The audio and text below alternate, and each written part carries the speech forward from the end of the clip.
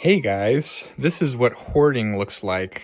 So this is most of my typewriters.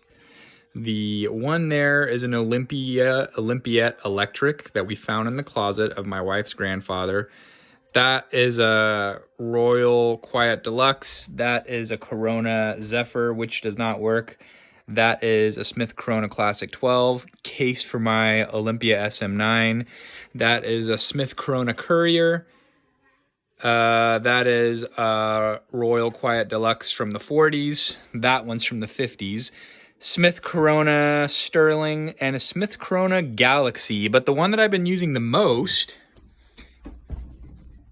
is the Olympia SM9, made in West Germany in the 70s. Very robust. I really like the typeface.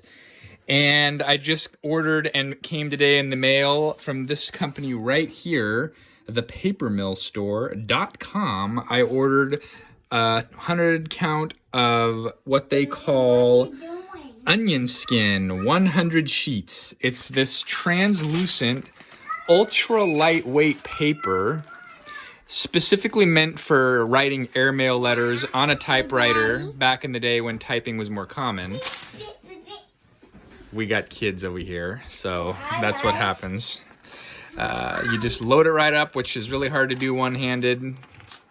If you're into typing, this paper is formatted specifically for typewriters. I think it was $9.99 plus shipping for 100 sheets.